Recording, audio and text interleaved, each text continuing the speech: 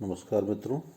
आज हम बीए भाग प्रथम के फर्स्ट पेपर समाजशास्त्र के सिद्धांत में सामाजिक स्तरीकरण के सिद्धांतों की बात करेंगे। जैसा अपन ने पहले सामाजिक स्तरीकरण के अर्थ, परिभाषा, स्वरूप, उसके प्रकार, दुष्प्रकारों की बात की। अब आज बात करेंगे सामाजिक स्तरीकरण के सिद्धांत। उसमें मैं आपको सबसे पहले बताऊंगा कार्ल मार्क्स का संघर्ष का सिद्धांत। इस सिद्धांत के प्रतिपादक कार्ल मार्क्स हैं।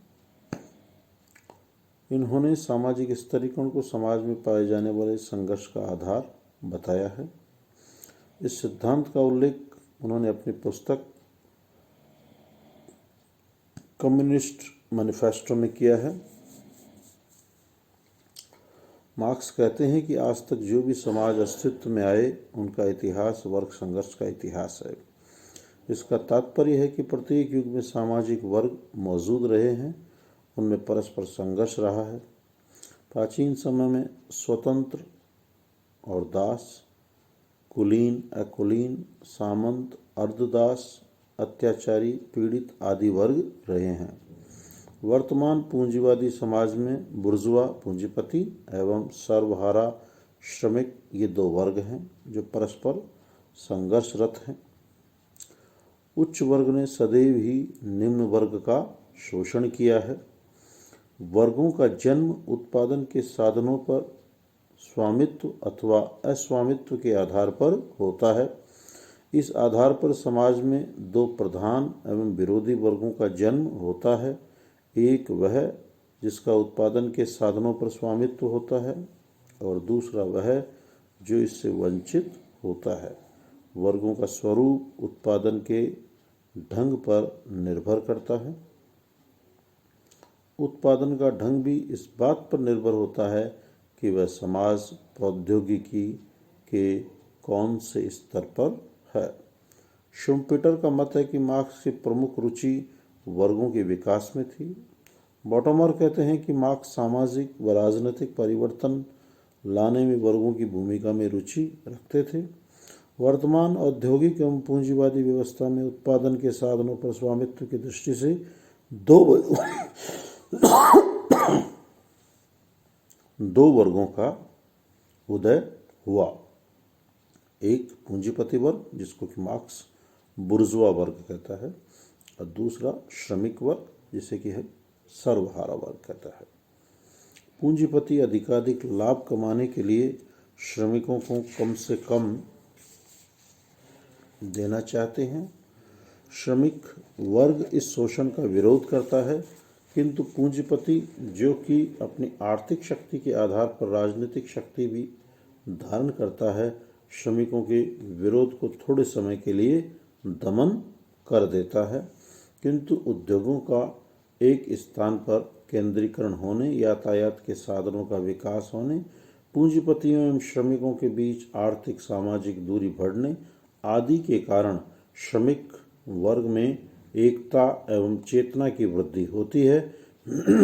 वे एकजुट होकर पूंजीपतियों से संघर्ष करते हैं और अंततः सफलता प्राप्त करते हैं। इस प्रकार मार्क्स आर्थिक कारकों को ही वर्ग का आधार मानते हैं। यद्यपि वह इस बात से भलीभांति परिचित था कि सामाजिक विभेदीकरण से इन दो प्रधान वर्गों के अतिरिक्त विरोधी हितों वाले कई अन्य समूह भी उत्पन्न हो जाते हैं, किंतु उसने इस तथ्य की अनदेखी की। इसका कारण यह है कि वह वर्ग विहीन समाज के आदर्श एवं राजनीतिक प्रतिबद्धता से बंधा हुआ था। मार्क्स वर्गों के जन्म में आर्थिक कारकों को ही प्रमुख और अन्य सभी कारकों को इससे प्रभावित मानते हैं। धर्म, कला, ज्ञान, विज्ञान, संस्कृति, दर्शन, साहित्य सभी कुछ समाज की अर्थव्यवस्था से प्रभावित होते हैं। आर्थिक कारक ही प्रमुख है, नींव है जिस पर धर्म, सभ्यता, कला, संस्कृति की अधोसंरचना सुपर स्ट्रक्चर कायम है। मार्क्स दुनिया मार्क्स श्रमिकों को अपने लक्ष्य की पूर्ति के लिए जागरूक एवं एकजुट होने का आमंत्रण देते हैं। मार्क्स कहते हैं कि दुनिया के मजदूरों, एक हो जाओ, तुम्हारे पास खोने के लिए तुम्हारी बेड़ियों के सिवा कुछ नहीं है और पाने के लिए समस्त विश्व है। मार्क्स मजदूरों को धर्म से बचने के लिए भी कहते हैं, क्योंकि उसके अनुसार धर्म अफीम है जिसका प्रयोग पूंजीपति अपने हितों की रक्षा के लिए करता है। ये कोटेशन कई बार पूछा जाता है। इसमें 2-3 कोटेशन आए, इन्हें आप ध्यान रखें। पहला कोटेशन तो आया था कि अभी तक अस्तित्व में रहे सभी समाजों का इतिहास वर्ग संघर्ष का इतिहास है। दूसरा कोटेशन आया था मजदूरों का आह्वान करते हुए मार्क्स कहते हैं, दुनिया के सब मजदूरों, एक हो जाओ, तुम्हारे पास खोने के लिए तुम्हारी बेड़ियों के सिवा कुछ नहीं है और पाने के लिए संपूर्ण विश्व। और तीसरा कोटेशन महत्वपूर्ण है, वो यह है कि धर्म को अफीम किसने कहा था? तो ये कार्ल मार्क्स ने कहा था। धर्म अफीम है जिसका प्रयोग पूंजीपति अपने हितों की रक्षा के लिए करता है। वह पूंजीपतियों से किसी प्रकार का समझौता न करने की बात भी कहता है। मार्क्स श्रमिकों की विजय के प्रति काफ़ी आशावादी हैं। मित्रों, जो हमने ये भी मार्क्स का, एक कार्ल मार्क्स का ये वर्ग संघर्ष का सिद्धांत अभी जो हमने पढ़ा, इसमें मुख्यतः मार्क्स की जो बातें आई है उससे मैं आपको पुनः रिपीट करना चाहूँगा, क्योंकि ये सिद्धांत आपके बार बार आ रहा है। स्थिरीकरण में भी आ रहा है, सामाजिक संघर्ष के सिद्धांतों में भी आएगा, आपके अगली क्लासोज में आएगा। कार्ल मार्क्स का पूरा एक यूनिट है, इसलिए आपको इसके बेसिक्स को आज ही समझ लेना चाहिए। देखिए, हर विचारक की अपनी विचारधारा का आधार है। मार्क्स की विचारधारा का आधार है अर्थ। इस अर्थ के आधार पर ही उसने समाज को 2 भागों में बांटा, शासक, शोषित। मार्क्स कहते हैं कि प्रारंभ में, सृष्टि के प्रारंभ में कोई वर्ग नहीं था। इसे वो नाम देते हैं आदिम साम्यवाद, जहाँ की ना शासक था ना शोषित था। लेकिन जैसे ही समाज में अधिशेष उत्पादन हुआ, सरप्लस प्रोडक्शन हुआ, समाज 2 वर्गों में बट गया, संचित और वंचित। फिर उसके बाद में उसने समाज के विकास के क्रम में जो समाज आए उनमें शासक और शोषित की अवस्थाओं का वर्णन किया और उनमें परस्पर संघर्ष के परिणाम स्वरूप नवीन सामाजिक व्यवस्था के आगमन की बात की। मार्क्स कहते हैं कि आदिम साम्यवाद के बाद में आया दास समाज, जहाँ थे स्वामी और दास, जहाँ स्वामी दासों को खरीद फरोख्त कर सकते थे, दास का व्यक्तिगत संपत्ति के रूप में प्रयोग करते थे और दास का किसी प्रकार का कोई अधिकार नहीं था। इसके बाद में अगली अवस्था आई, वो थी सामंती अवस्था। ये कृषि प्रधान समाज था, जहाँ की संपूर्ण कृषि पे, संपूर्ण खेत पे, भूमि पे उत्तराधिकारी, या ये कहें कि उसका स्वामित्व तो था सामंत के पास में, और खेतीबाड़ी कर रहा था हमारा किसान। फिर इन दोनों में संघर्ष है। फिर उसके बाद में नवीन समाज है, वो उसको नाम दे रहा है मार्क्स पूंजीवादी समाज, जिसमें 2 वर्ग हैं, पूंजीपति और सर्वहारा। यहाँ भी शोषण है, लेकिन यहाँ पहले से ज़्यादा शोषण है। और एक खास बात और है, वो खास बात यह है कि पूंजीवाद से पूर्व, जो पूंजीपति समाज है उससे पूर्व जितने भी समाज रहे, वहाँ उत्पादन आवश्यकता पूर्ति के लिए हो रहा है, लेकिन यहाँ उत्पादन ज़्यादा से ज़्यादा लाभ कमाने के लिए हो रहा है। और ये लाभ किसकी कीमत पे होगा? ये लाभ होगा सर्वहारा के शोषण की कीमत पर। लेकिन शोषण को सहन करने की एक स्थिति है, एक बिंदु है। उसके बाद में सर्वहारा वर्ग जागेगा। क्यों जागेगा? क्योंकि पूंजीपति वर्ग ने अपने माल की खपत के लिए यातायात और संचार के साधनों का जाल बिछा रखा है। इसके कारण से एक क्षेत्र में बैठे श्रमिक सर्वहारा दूसरे क्षेत्र में बैठे सर्वहारा श्रमिकों से चर्चा करेगा, अपने सुख दुख की बात करेगा, अपनी चेतनाओं का प्रसार करेगा, और परिणाम स्वरूप सारे श्रमिक जब इस चेतना से वाकिफ हो जाएंगे कि हम सबका ही शोषण हो रहा है और हमारे सब शोषण के पीछे हमारा जो मालिक है, हमारा पूंजीपति है, वर्ग है, वो जिम्मेवार हैं, तो वो सारे मानसिक रूप से एक हो जाएंगे। इसे मार्क्स ने नाम दिया है वर्ग चेतना। वर्ग पहले तो शासक शोषित के रूप में फिर वर्ग चेतना, और फिर इससे अगली स्टेप है वो मार्क्स की है वर्ग संघर्ष।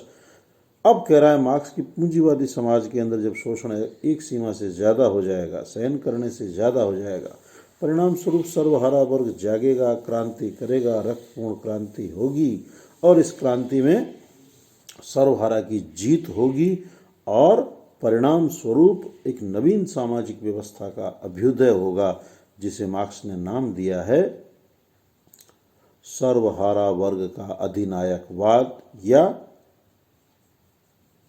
समाजवादी समाज। मार्क्स कहते हैं ये व्यवस्था केवल थोड़े दिन ही चलेगी और इसके बाद में फिर नवीन व्यवस्था आएगी।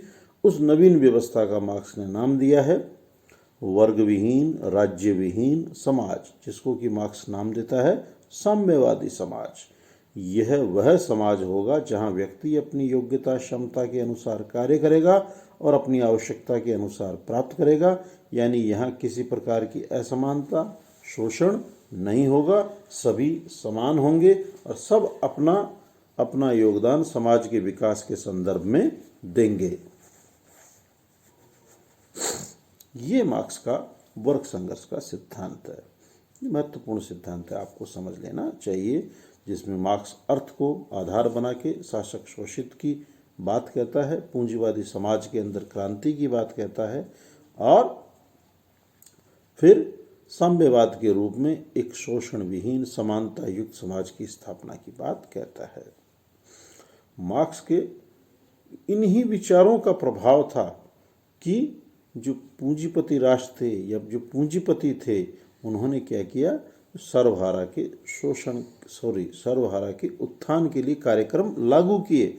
सर्वहारा के या श्रमिकों के कार्य के घंटे निश्चित किए, उनकी सुरक्षा प्रदान की, उनको अनेक अधिकार दिए, उनको अनेक तरह के इंसेंटिव्स दिए, उनको भी कंपनी की या जो मील की जो विकास हो रहा है, पूंजी आ रही है, उसका एक अंश दिया। यानी बहुत से विकासात्मक कार्य, सर्वहारा के सुधारात्मक कार्य इस मार्क्स की क्रांति की भय से ही चालू हुए। यानी मार्क्स ने एक समाज के अंदर एक अलग तरह का अलख जगाया, जिसके लिए आज जो हमारा शोषित समाज है उसका ऋणी है। यही प्रश्न कई बार जब आप बीए पार्ट 3 में आएंगे तो वहाँ पूछा जाता है कई बार, क्या आज भी कार्ल मार्क्स का वर्ग संघर्ष का सिद्धांत क्या कहीं न कहीं समसामयिक है क्या? तो हम उसमें यही कहेंगे कि जब जब समाज में शोषण है तब तब तक समाज में मार्क्स का सिद्धांत प्रासंगिक है, क्योंकि मार्क्स का मूल उद्देश्य कोई सिद्धांत का निर्माण करना नहीं था। मार्क्स का मूल उद्देश्य शोषित वंचित वर्ग का कल्याण करना था, उत्थान करना था, उन्हें समाज की मुख्य धारा में लाना था। और जब इसके वैसे ही पूंजीपतियों ने सुधार कार्यक्रम लागू कर दिए तो इससे और अच्छी बात क्या है। यही मार्क्स का मूल उद्देश्य है। कल मैं आपको इसके और सिद्धांतों के विषय में आपसे चर्चा करूंगा। धन्यवाद।